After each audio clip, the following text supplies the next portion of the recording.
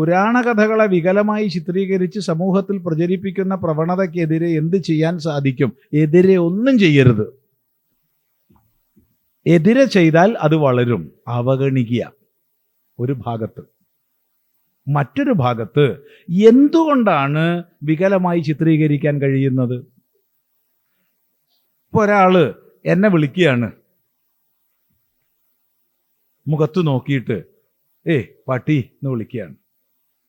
എനിക്കൊരു പ്രശ്നവുമില്ല, കാരണം എനിക്ക് ഉറപ്പാണ് ഞാൻ പട്ടിയല്ല എന്ന്. എനിക്ക് അയാളോട് ഒരു ദേഷ്യവും വരില്ല. ഞാൻ അയാളോട് പ്രതികരിക്കില്ല, കാരണം എനിക്ക് ഉറപ്പാണ് ഞാൻ മനുഷ്യനാണെന്ന്. അപ്പോൾ മനുഷ്യനായ എന്നെ മനുഷ്യനായി കാണാതെ പട്ടിയായി കാണുന്നുണ്ടെങ്കിൽ ആർക്കാ കുഴപ്പം? അയാൾക്കാണോ എനിക്കാണോ?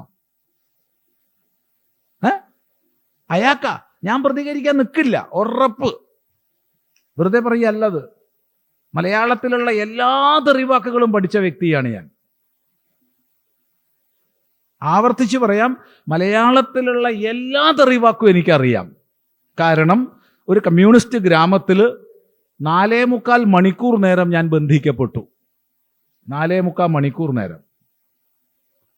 ആൾക്കാർ ക്ഷീണിക്കുന്നതിനനുസരിച്ച് മാറി മാറി വന്ന് തെറി പറയും. ഒരാൾ തെറി പറഞ്ഞ് ക്ഷീണിച്ചാൽ അയാൾ പോവും, അടുത്ത ആൾ വരും. അങ്ങനെ 4.25 മണിക്കൂർ അന്ന് ഞാൻ എല്ലാ തെറിവാക്കും പഠിച്ചു എന്നുള്ളൊരു ഗുണം എനിക്ക് അതുകൊണ്ടുണ്ടായി. അതാണ് എനിക്കുണ്ടായ ഗുണം.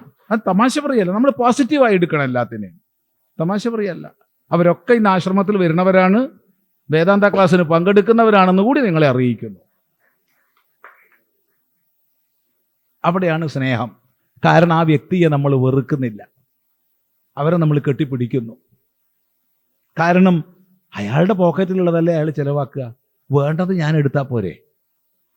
അതുകൊണ്ട് ആരെങ്കിലും തെറ്റിദ്ധരിപ്പിക്കുന്ന, വികലമായി ചിത്രീകരിക്കുന്നുണ്ടെങ്കിൽ കുറ്റം നമ്മുടേതാണ്.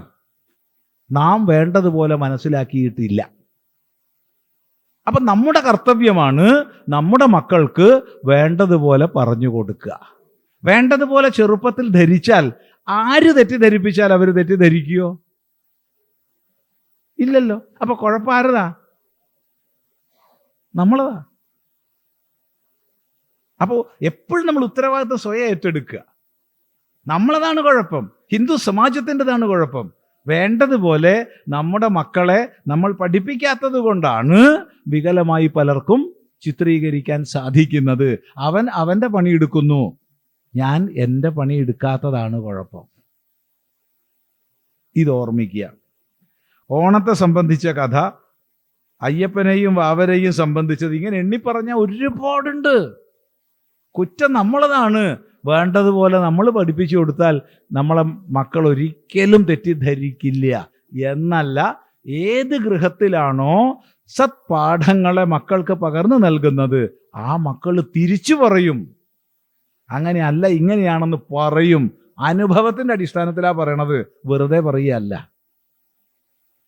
അതുകൊണ്ട് കുറ്റം നമ്മുടേതായിട്ട് ഏറ്റെടുക്കുക.